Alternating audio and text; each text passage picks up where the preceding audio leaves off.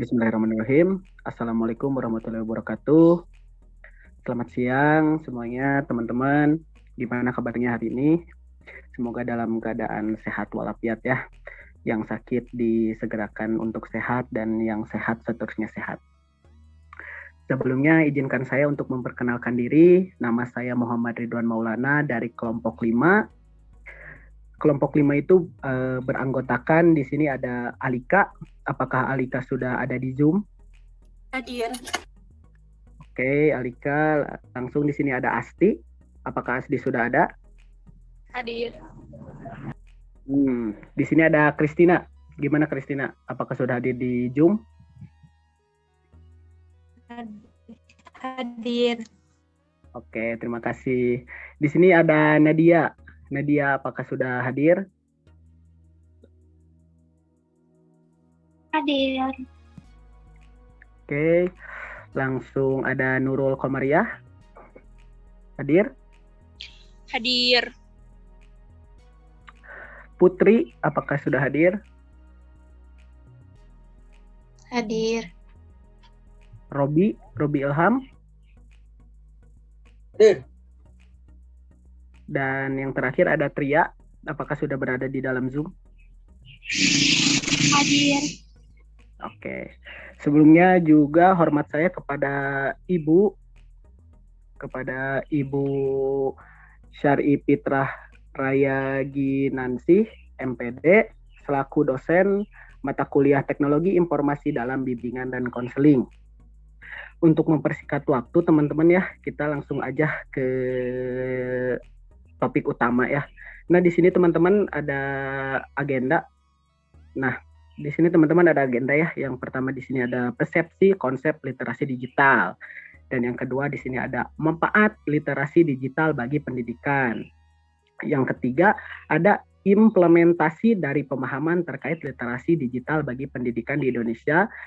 Ada juga manfaat literasi digital bagi bimbingan dan konseling. Dan yang terakhir ada kendala dalam implementasi konsep literasi digital. Jadi teman-teman, itu adalah topik utama dalam presentasi ini. Untuk persepsi tentang konsep literasi digital, topik pertama yaitu persepsi tentang konsep literasi digital yang akan dibacakan oleh Nindya. Untuk Nindya dipersilahkan.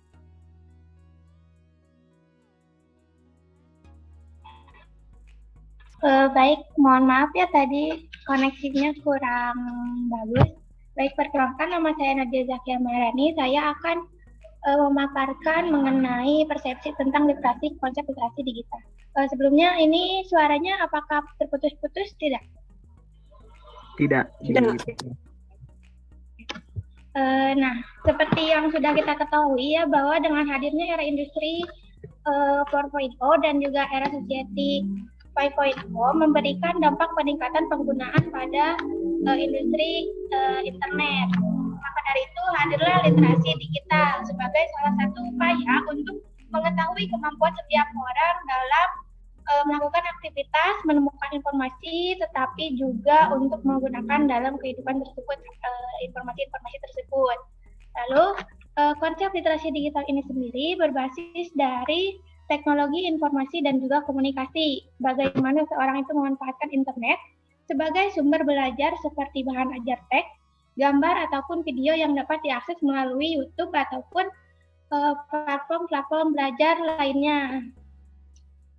Nah, selain itu, literasi digital juga bisa didefinisikan sebagai kecakapan seseorang dalam mencari informasi dalam perangkat digital itu seperti handphone, PC, dan juga dipaparkan ya bahwa konsep literasi digital itu bagaimana seorang mencari informasi dalam perangkat digital dan perangkat digital tersebut yaitu sebagaimana seperti PC dan juga sebagainya. Terima kasih, saya kembalikan kepada moderator. Terima kasih ya untuk Nadia yang sudah menjelaskan tentang persepsi tentang konsep literasi digital ini ya teman-teman. Langsung mungkin dari persepsi tentang konsep literasi digital ini, apa sih manfaatnya mungkin ya teman-teman dari literasi digital bagi pendidikan ini gitu ya. Nah, yang akan menjelaskan tentang manfaat literasi digital bagi pendidikan ini adalah Saudari Asti. Untuk Saudari Asti dipersilahkan. Baik, apakah suara saya jelas? Sangat jelas, dipersilahkan. Ya, manfaat literasi digital bagi pendidikan yaitu memberikan wawasan bagi peserta didik serta memotivasi peserta didik untuk mencari sumber referensi secara mandiri. Lalu ada meningkatkan budaya baca yang positif, mengefisienkan waktu dan biaya. Lalu ada membantu pendidikan dalam mengevaluasi proses pembelajaran, meningkatkan kemampuan peserta didik untuk lebih kritis dalam berpikir serta memahami informasi. Lalu yang terakhir ada literasi digital juga dapat meningkatkan daya fokus serta konsentrasi bagi peserta didik dan menambah kemampuan peserta didik dalam membaca, merangkai kalimat, serta menulis informasi. Mungkin sekian dari saya kembalikan kepada moderator. Terima kasih untuk Saudari Asti ya yang sudah menjelaskan tentang manfaat literasi digital bagi pendidikan. Nah, kan tadi ada persepsi sama manfaat. Terus implementasinya bagaimana sih implementasi dari pemahaman terkait literasi digital ini gitu bagi pendidikan yang ada di negara kita yaitu Indonesia. Nah, si implementasi pemahaman ini akan dijelaskan oleh Tria. Untuk Tria dipersilahkan. Sebelumnya apakah suara saya terdengar? Sangat terdengar jelas. Dipersilahkan. Baik, terima kasih kepada moderator. Di sini saya akan menjelaskan mengenai implementasi dari pemahaman terkait literasi digital bagi pendidikan di Indonesia. Nah, berkenaan dengan literasi digital, saat ini dunia digital dipenuhi dengan berbagai konten yang berbau berita bohong, ujaran, kebencian, radikalisme, taktik penipuan, dan berbagai konten negatif lainnya. Nah, melalui keterbangunan literasi digital pada setiap siswa ini, keberadaan konten negatif yang dapat merusak ekosistem digital tersebut dapat ditangkal dan disingkirkan, yaitu dengan cara satuan pendidikan harus menjadi ujung tombak dalam mendorong kompetensi literasi digital pada setiap siswa. Begitu saja yang dapat saya sampaikan, saya kembalikan kepada moderator. Terima kasih Tria yang sudah menjelaskan tentang implementasi dari pemahaman literasi digital ini ya. Nah, kan tadi ada manfaat literasi digital dan di sini ada manfaat literasi digital bagi pendidikan dan konseling. Tadi yang dijelaskan oleh Asti adalah manfaat literasi digital bagi pendidikan di negara kita, sedangkan di sini manfaat literasi digital bagi bimbingan dan konseling, teman-teman. Jadi manfaat literasi digital bagi bimbingan dan konseling ini akan dijelaskan oleh Putri. Untuk Putri dipersilahkan. Baik, terima kasih kepada moderator. Apakah suara saya terdengar? Sangat terdengar jelas. Dipersilakan lanjutkan. Di sini saya akan melanjutkan materi dari literasi digital. Manfaat dari literasi digital bagi bimbingan dan konseling, yaitu yang pertama dapat menambahkan keterampilan baru secara lebih mudah juga efisien. Nah, dengan adanya literasi digital ini dapat menambahkan keterampilan atau inovasi baru bagi bimbingan dan konseling dengan lebih praktis. Lalu yang kedua, mudah mendapatkan informasi terkini di internet. Nah, dari literasi digital ini dalam memanfaatkan sumber informasi yang dapat ditemukan dari berbagai media sosial, serta lebih update terhadap informasi terbaru bagi bimbingan dan konseling. Lalu yang ketiga, dapat mempelajari bahasa dan menulis secara efisien. Dengan mempelajari bahasa, ini tuh dapat lebih terampil dalam berkomunikasi. Seperti sekarang ini yang sedang kita lakukan di Zoom, yaitu menyimak, berbicara, dan mendengar. Lalu yang keempat, dapat menemukan referensi dari sumber bacaan yang lebih luas melalui internet.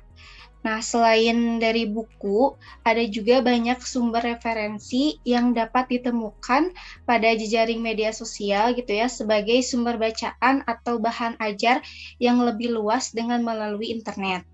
Nah, dan yang terakhir, yang kelima itu dapat memperluas jaringan pertemanan. Mungkin maksud di sini itu dapat memperluas jaringan pertemanan seperti mengikuti webinar atau seminar secara online. Selain itu juga dapat memperluas wawasan ilmu yang didapat dari webinar atau seminar yang diikuti. Saya kembalikan kepada moderator. Terima kasih Putri sudah menjelaskan tentang manfaat literasi digital bagi pendidikan konseling. Nah, berbicara tentang pendidikan konseling dan pendidikan ini ya, teman-teman otomatis kepada guru nih. Kepada guru ya teman-teman. Jadi manfaat literasi digital bagi guru BK, terkhususnya di BK, itu apa sih? Nah, untuk materi ini akan dijelaskan sama Nurul. Untuk Nurul dipersilahkan. Terima kasih kepada moderator atas waktunya. Izinkan saya untuk menjelaskan tentang manfaat literasi digital bagi guru BK. Bagaimana yang kita tahu ya, manfaat literasi digital ini pasti sangat bermanfaat, terutama di zaman postmodern seperti sekarang. Nah, dengan literasi digital ini dapat memudahkan kinerja seorang guru BK agar lebih praktis dan juga dinamis dalam memberikan bimbingan dan juga konseling. Menurut Ifdil, pada tahun 2011, beliau menyebutkan beberapa media yang biasa digunakan oleh guru BK pada jam konseling menggunakan literasi digital. Yang pertama itu adalah websites atau situs. Nah, situs ini menjadi alamat untuk melakukan praktek online, sehingga klien ataupun konseli yang ingin melakukan konseling secara online dapat berkunjung ke situs atau website guru BK tersebut begitu. Nah, yang kedua adalah telepon ataupun handphone. Nah, dengan menggunakan telepon atau handphone kan setiap manusia itu sekarang pasti memiliki benda tersebut ya. Jadi bisa melakukan bimbingan atau konseling di mana aja gitu. Bisa dengan melalui WA, telepon dan sebagainya. Jadi ini benda yang sangat praktis untuk melakukan bimbingan dan konseling. Dan yang terakhir, yang ketiga adalah email. Nah, dengan email ini memungkinkan untuk guru BK atau si klien memberikan ceritanya atau keluhannya kepada guru BK dalam bentuk tulisan dan dikirim dalam bentuk email begitu.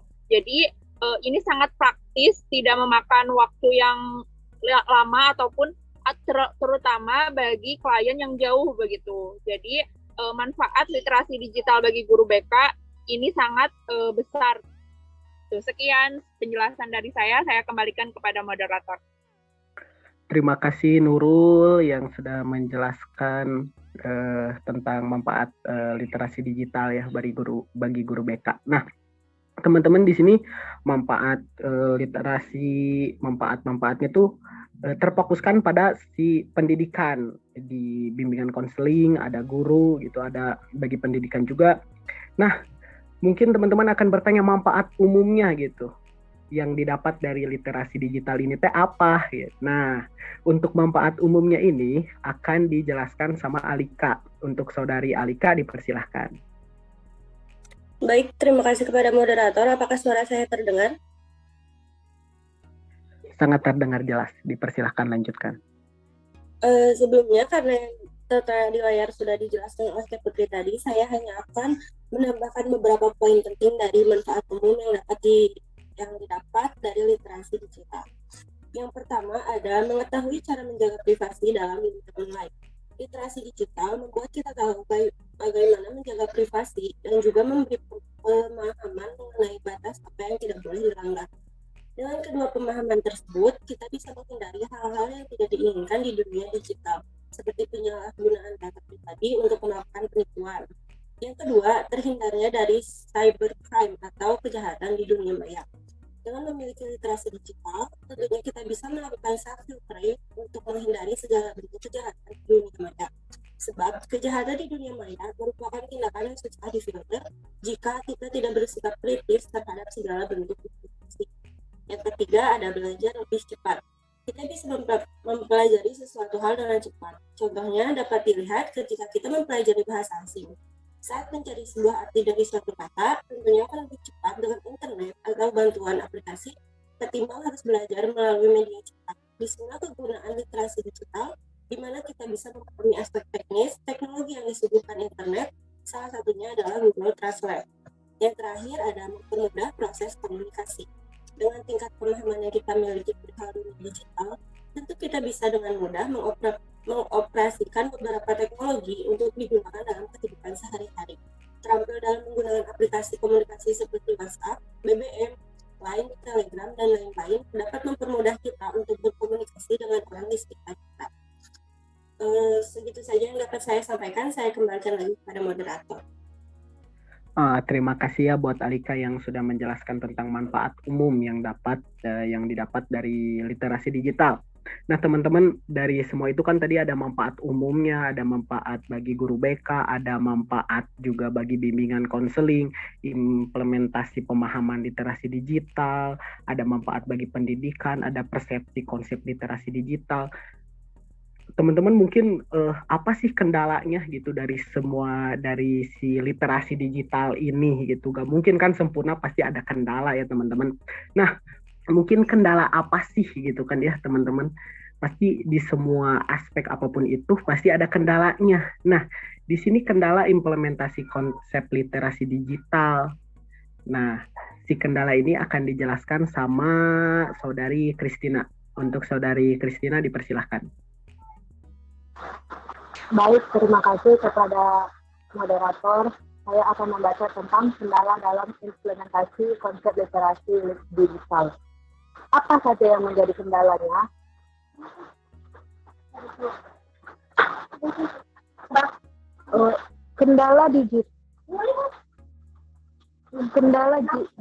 Karena literasi digital merupakan kemampuan seseorang dalam mengakses informasi. Tidak dapat dipungkiri bahwa informasi tersebut muncul dari berbagai asumsi dan persepsi setiap media yang menerbitkan informasi tersebut. Maka sering terjadi pro kontra dalam memahami salah satu informasi. Maka sebagai seseorang yang melakukan literasi digital di zaman modern ini harus lebih pintar dan mencerna atas berbagai informasi yang muncul di media. Baik, saya akan mengembalikan kepada moderator.